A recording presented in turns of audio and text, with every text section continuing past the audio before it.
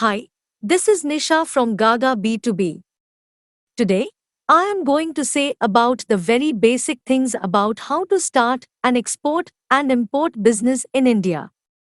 Starting a new export-import business can be a challenging task.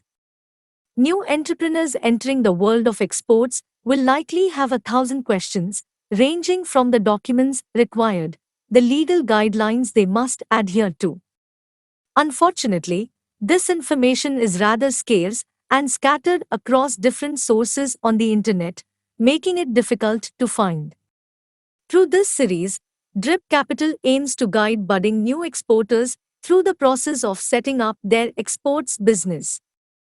This step-by-step guide will take you through the various activities you need to do to get your export business off the ground, right from choosing the most effective type of business model, to selecting the right markets and buyers, to setting up your final documentation and getting ready to ship your first order. Follow these steps, and you should be ready to start your journey into the world of international trade. Good luck! 1. Get a PAN card. There are certain set of documents required for starting a new export business, starting with a PAN card. You and your partners must have valid identity and address proofs in order to register your business. It is mandatory for every registered business entity to apply for a PAN card, PAN, with the Income Tax Department.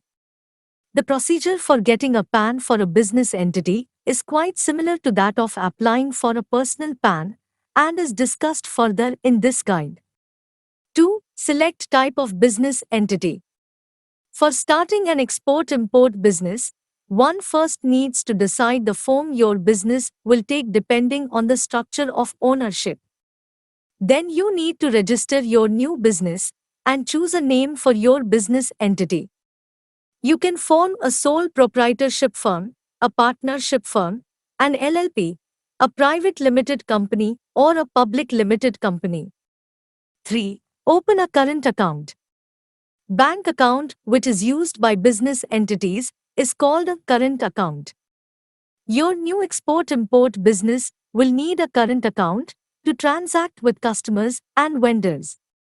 The documents required to open a current account vary depending on the type of business entity. 4. Don't forget the IEC Code. The IEC Code is required for anyone looking to start an import-export business. Various supporting documents will accompany the IEC Code application form, which will be filed with the Director General of Foreign Trade. 5. Choose your export product. Selecting the right product is key to your export-import business plan.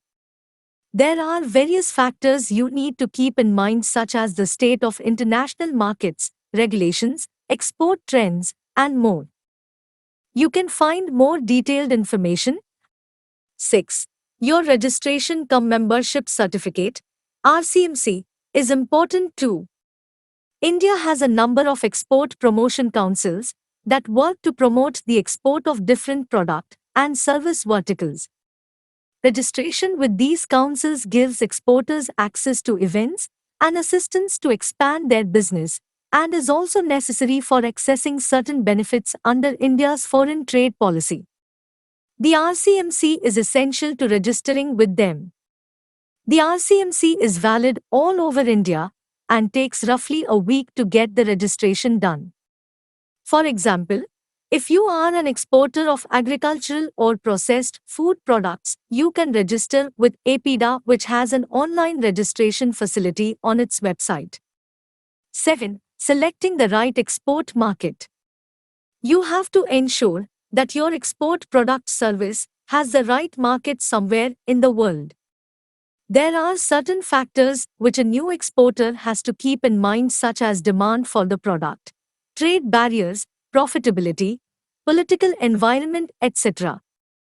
Based on these factors, the exporter has to analyze the viability and accordingly choose his export market. 8. Finding buyers for your product. After selecting the product and the market, The next step for your business plan would be to figure out how to find buyers for your export product. There are several ways through which you can collect leads for your product, such as creating a website, registering on buyer-seller platforms, participating in trade fairs and exhibitions, using government bodies like export promotion councils, etc. 9. Don't forget to get your finances in order. No matter how well you formulate your export business plan and how many contingencies you prepare for, your business is unlikely to get off the ground without access to some initial financing. First, you need to get your financial projections right. It is important that you start with an estimation of your business's financial requirements. Then you must figure out which type of export financing would be best suited for your export business. This can take the form of short-term as well as long-term financing based on your business's requirements. Additionally, there are subsidies from the government that you can access. Okay, that's it. After you have completed these steps, your newly set up export business is ready to start operational activities like finalizing the shipping partner and freight forwarder customs clearing agent, exploring market opportunities, and promoting your business in overseas markets. Follow this step-by-step guide, and you should be ready to tackle your first shipment and the challenges that come with it, topics that we will cover in our next guide. Stay tuned. Roger, roll, Endeavor.